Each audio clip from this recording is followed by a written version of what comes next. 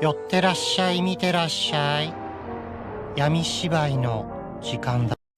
Olá, samurais e geishas do meu canal do YouTube, beleza? Como é que vocês estão? Vocês estão de boas? Vocês estão tranquilos? Então tá tudo bem. Primeiramente, recado rápido, recado básico, segue lá no Insta, eu faço votação ou eu aviso qual vai ser o próximo vídeo. Segundo recado, curte a página do canal no Face, eu faço postagens diárias, curiosidades rápidas, coisas que não dá pra ficar postando aqui no canal toda hora. E por último, mas não menos importante, eu vou deixar tanto no card quanto na descrição as últimas 5 teorias, beleza? E quem puder dar aquele apoio logo no início, eu agradeço. E bem, como vocês estão vendo aí, né, a teoria de hoje é: e se a Mongólia fizesse parte da Rússia ou fosse anexada pela Rússia nesse sentido? E essa teoria não é uma teoria minha, e sim a teoria de um inscrito. E bem, para quem não conhece esse quadro de teorias, eu pego fatos que poderiam ter dado certo, aí eu moldo de uma maneira plausível para que nossa teoria ocorra. Nada é assim, aconteceu porque eu quis, entende? E também eu sempre pego os 3 fatos mais importantes mundialmente falando: Primeira Guerra Mundial, Segunda Guerra Mundial, Guerra Fria e por último as conclusões, beleza? Mas enfim, sem enrolação que eu já enrolei demais, vamos direto ao vídeo. Né? E como eu já tenho vídeos aqui no canal sobre a Revolução Mongol e coisas do gênero, né? É só vocês procurarem, mas eu vou dar um breve contexto aí. Durante a independência aí da China, entre aspas, China, entre aspas, independência, né? A Mongólia, ela meio que tinha ganhado uma autonomia, só que a China não reconhecia a Mongólia aí, né, como um país independente, né, quando eles tinham se libertado aí da dinastia Qing. Então, né, meio que a Mongólia continuou fazendo parte da China, e quando tentava algum separatismo, ia algum senhor da guerra lá e dava cabo ali e voltava ali a fazer parte da China. Até que em 1921, né, tem a Revolução Mongol, e eles acabam ali meio que sendo um país comunista, né, o primeiro país comunista da Ásia. E desde então eles viviam insistindo ali, né, para eles entrarem na União Soviética. Mas a União Soviética também não queria que eles fizessem parte, né, porque era um país extremamente pobre, não tinha recurso natural, não tem recurso natural nenhum.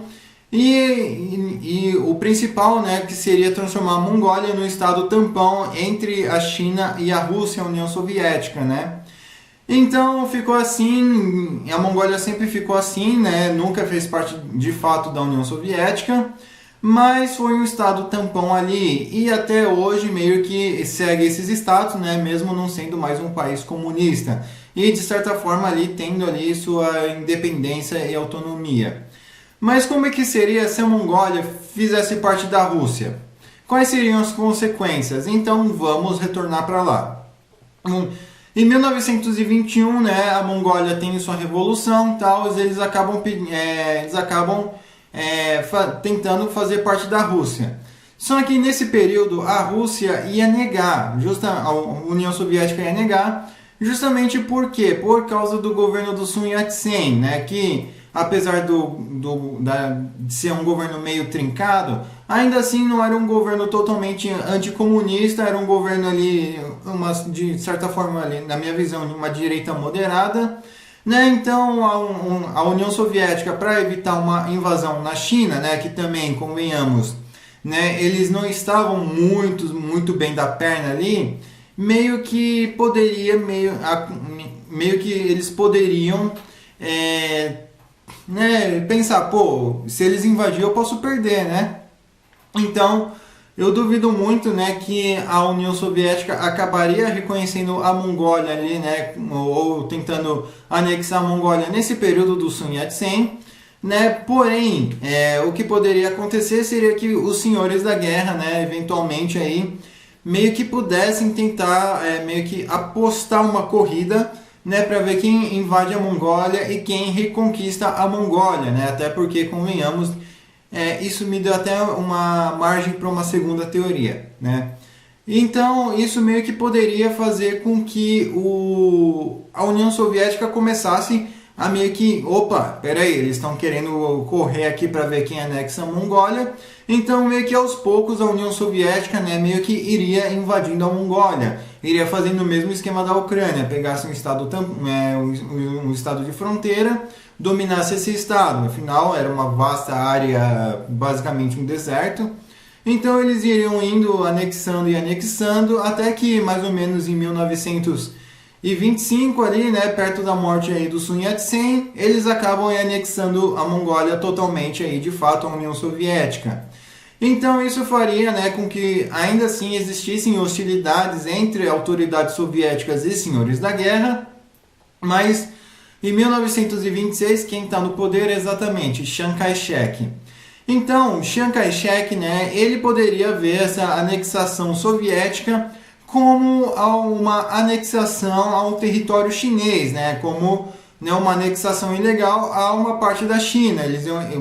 O Kai-shek iria assim considerar a anexação da Mongólia como se fosse, né, uma parte da China aí que foi invadida e tomada ilegalmente.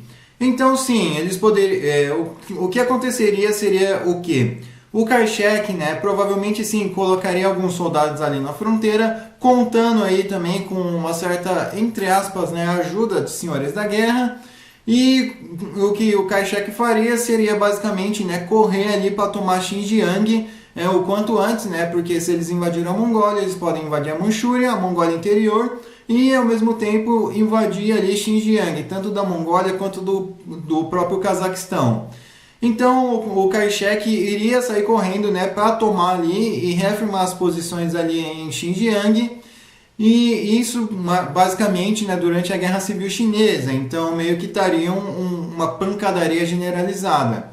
E eu acredito que o Kai-shek poderia acabar tomando o Xinjiang, né, pelo menos a fronteira ali, para garantir uma segurança, e tomando o resto depois, até em meados aí de 1927, né? Já a invasão no Tibete ele poderia segurar um pouco, né? Já que a Inglaterra, né, no tempo Raj britânico, via a China, né, como um aliado, pois Kai-shek era pró-ocidente e anticomunista. Então, ok, né, as coisas vão rolando aí e tal, Primeira Guerra Mundial vai rolando.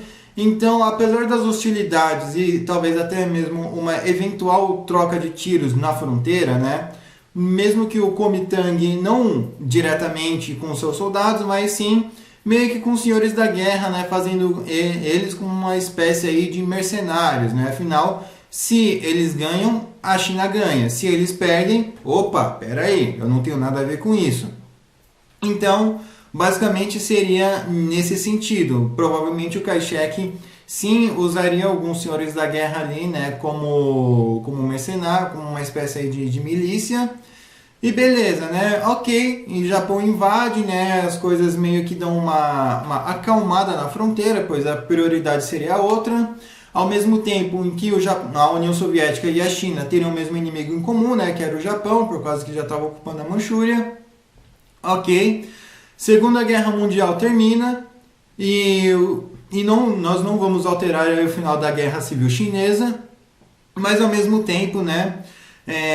Com o Mao Tse-tung subindo no poder e ele sendo um pouco mais próximo ali do Stalin, ele no início iria ignorar ali a presença da União Soviética na Mongólia, né, até porque em 1950 também, né, já estava ali para estourar a Guerra da Coreia, então ele tinha outras prioridades, né, salvar ali um estado tampão, né, que seria mais ou menos a Coreia do Norte, mas ao mesmo tempo pode ser que a influência chinesa seja maior ali na Coreia do Norte, né, pelo fato, né, de que eles estariam com a Mongólia ocupada, então ainda assim eles poderiam ver a União Soviética como um território hostil, então eles iriam correr ali, né, para pegar a Coreia do Norte para eles.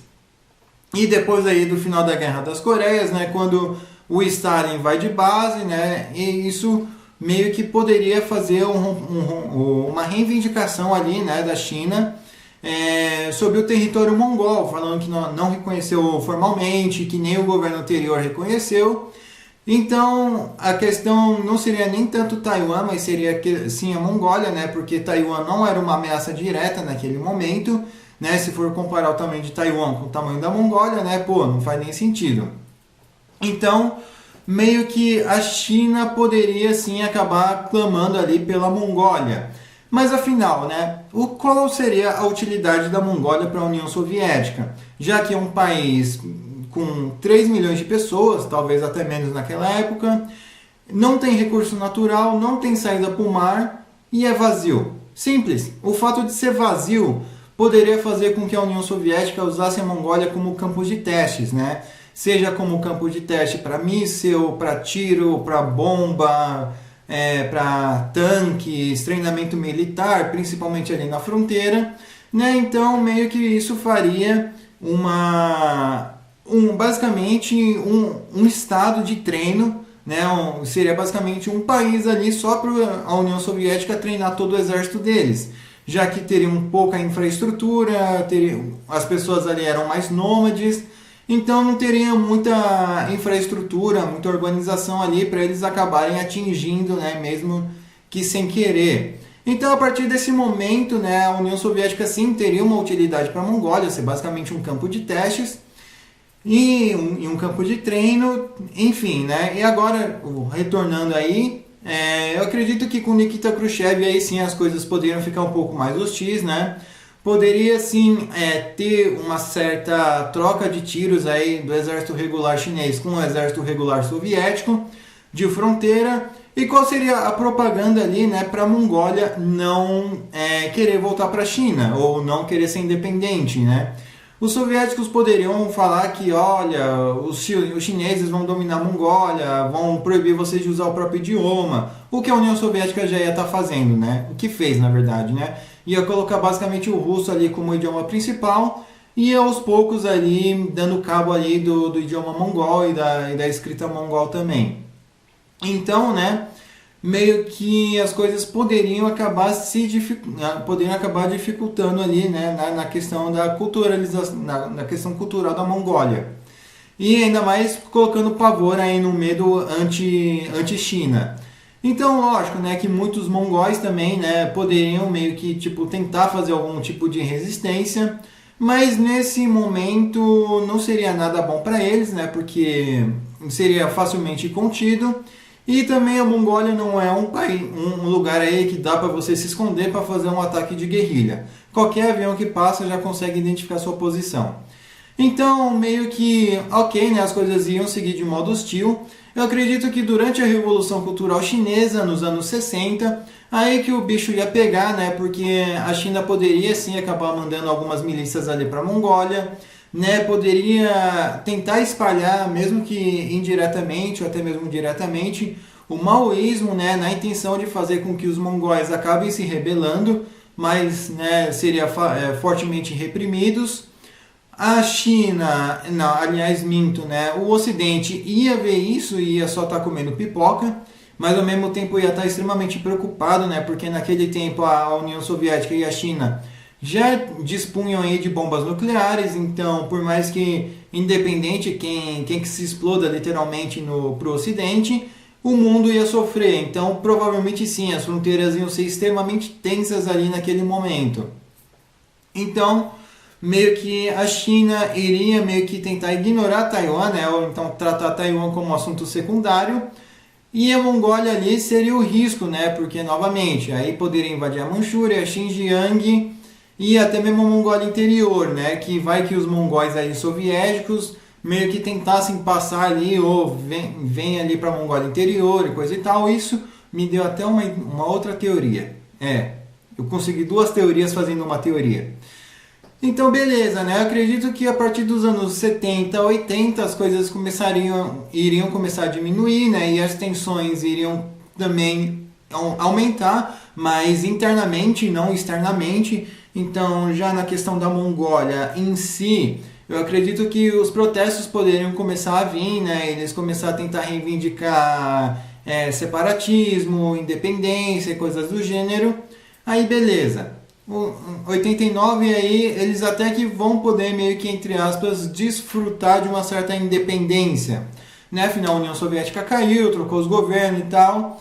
Mas aí poderia ter uma briga interna, né, entre os mongóis que estavam acostumados aí com a União Soviética, né, a elite, a burguesia mongol, e do outro lado, né, poderiam ter os mais jovens que queriam mudanças, que queriam até mesmo ver o exterior, né, ter o país um pouco mais aberto. E isso poderia ter uma pancadaria de 89 a 90, talvez até 91. Mas não seria um conflito de alta... seria de alta escala, né?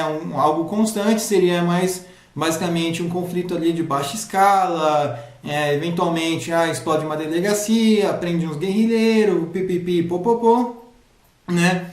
Não seria algo constante e eu acredito que nos anos 90, aí sim o exército russo, né, vendo que o exército chinês ali estava na fronteira fazendo algum tipo de exercício militar, aí sim o exército russo pode entrar lá e retomar ali a Mongólia.